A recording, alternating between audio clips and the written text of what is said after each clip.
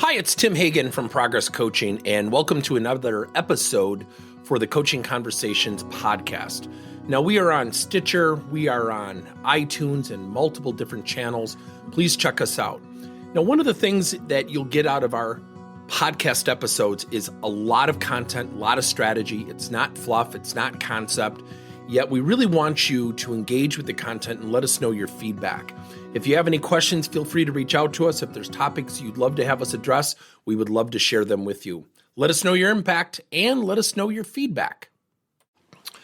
You know, when people hear the word feedback, typically the mind goes to the word or the words constructive feedback.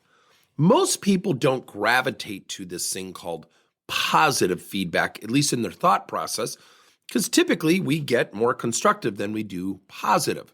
How do I know this? Do you know in 32 years when I asked the question, if an employee is called into the office by the boss, what's the employee's first typical response? Everybody says, uh-oh, I must be in trouble. Do you know in 32 years, no one has ever said, my promotion's here? It's always good stuff. So I'm going to introduce you to something called controlled feedback. We also reference it using something called rules of engagement. Now, we're going to teach this as it relates to cultivating self-awareness. So this is something called controlled feedback, and we teach a variety of techniques around this concept. But controlled feedback is you're going to ask someone for feedback, and you're going to control it. You're going to ask somebody, what are 2 or 3 things I do well, specific to, and then fill in the blank. And what's the one area where I have an opportunity to improve or raise my game?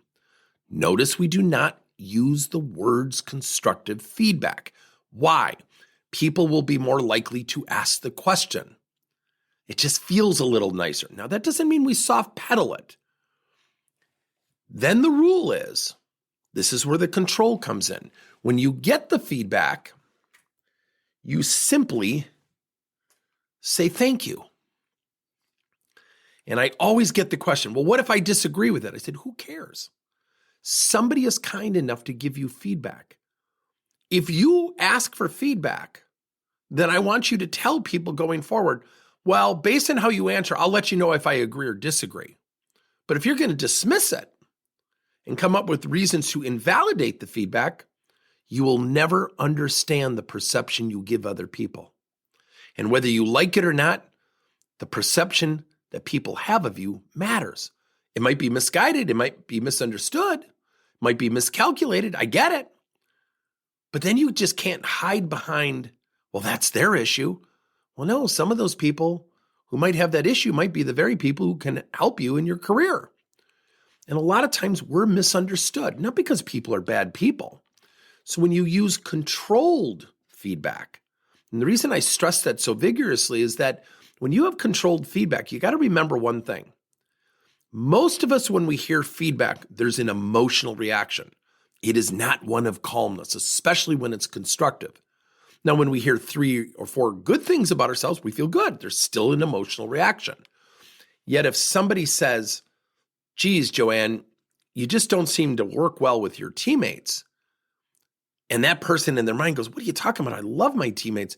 That's jarring that person. So we always share with people, remember, how you react to feedback and why we use controlled feedback to cultivate self-awareness, why you do that is because you want that person to feel comfortable to come back to you again. The minute you start hearing silence and there's no feedback, that's the time you really need to start to worry. Thank you for listening to another episode of Coaching Conversations by Tim Hagan and Progress Coaching. Now, our company is always coming out with new and innovative solutions to help leaders coach their employees. And recently, we just created a new service called Coach to You, where leaders can pick and choose topics and assign 7 to 21-day programs for employees to learn and, more importantly, apply actions and then reflect and share what they're going to do going forward as a result of the learning. It's called Coach to You. We're literally bringing coaching to your employees. If you're intrigued, we'll have a link in each one of our episodes where you can get more information. And again, thank you so much for listening to another episode.